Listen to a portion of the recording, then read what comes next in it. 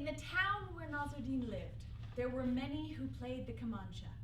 Now the kamancha is a long stringed instrument that is played with a bow.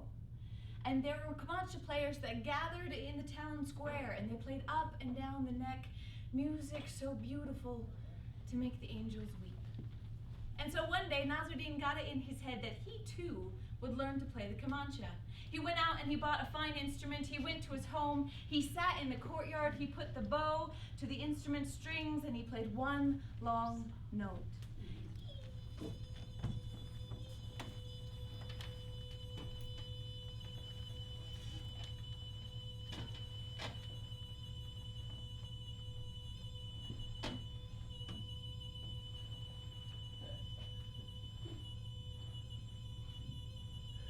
Finally, his wife came. She took the bow from his hands and she said, "Nasrudin, why do you play this one note when there are so many others, the other kamancha players, up and down the neck, beautiful music?" And Nasrudin said, "Wife, all the other kamancha players are looking for this note. I have found it." As you might imagine, she did not stay long. And there was a night when Nasrudin slept alone in his bed when thieves broke into his house. And he did the only sensible thing he could think to do. He pretended he was dead. Now the thieves were astounded to see a corpse lying in the bed, but they went about their business. They filled their sacks with all of Nasrudin's possessions. When they were finished, they climbed out the window, they got back on their donkeys, and they began to ride off. When Nasrudin got out of bed, he wrapped himself in his blanket, now the only thing he owned. He went out the door, he got on his donkey, and he began to ride after them. All night he rode, late, and then as the sun began to rise, he grew close upon the thieves, crying, "Wait, please, wait, stop!" The thieves reined up their donkeys. They began to draw their knives, saying, "Old man, there are more of us than there are of you. What do you want?" Nasrudin looked at the thieves, saying, "You took everything I have. I thought I would come and live with you." And so Nasrudin went to live with the thieves. And each night he would find a fire to lie next to, wrapping his only possession, his blanket, around his shoulders. Well, one night as he lay near a fire, at another campfire, an argument began to break out. Two thieves quarreling back and forth, the argument almost coming to blows. Well, Nasrudin stood with his blanket around his shoulders. He came close to the two men and he said, "Why are you fighting?" One of the men looked at him, took the blanket from his shoulders, and they both ran off into the night. Nasrudin, now without his blanket, went and found a place near a fire and sat down next to Hakim, the leader of the thieves.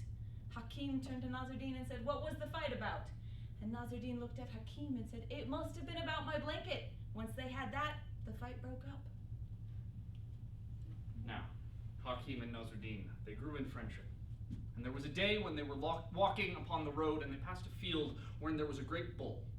And they noticed there was no fence, but the animals seemed to pay them no mind. So they walked down the road for some time, but then Nasrudin turned to Hakim saying, "Hakim, what would you do, suppose, if that bull was to charge us now?" Well, Hakim looked at the bull. He looked at Nasrudin and said, "I will tell you. I would take my bow from off my back. I would string my bow. I would draw forth an arrow. I would shoot the bull. And surely he would die." And down the road they walked. But it was not so long after that Nasrudin again turned to Hakim saying, "Hakim, what would you do if your bowstring broke?" Well, Hakim turned to Nasrudin, indignation on his face, saying, "Nasrudin, I care for my weapons better than I care for my children. Every night I polish my bow, and if its string is but frayed a little, it is replaced.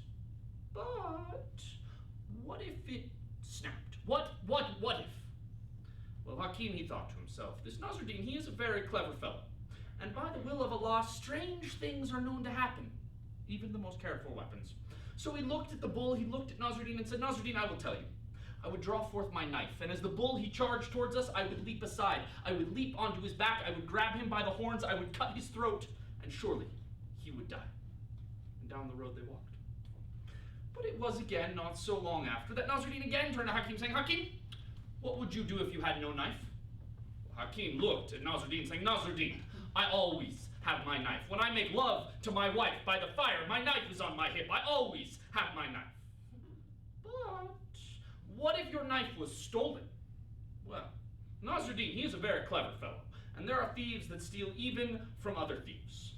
So Hakim, he looked about himself. He said, "Nasrudin, you see that tree there? I would run to that tree. I would climb the tree, and if the bull did not batter out his brains upon the tree, I would break off a branch. I would leap down upon his back. I would drive it into his spine, and surely he would die. And down the road they walked. But as you can imagine, it was not so long before Nasrudin again turned to Hakim, saying, Hakim, what would you do if there was no tree? Well, Hakim, he looked at the bull, he looked at the tree, he looked at Nasrudin, and finally he said, Nasrudin, you must decide, who do you want to win?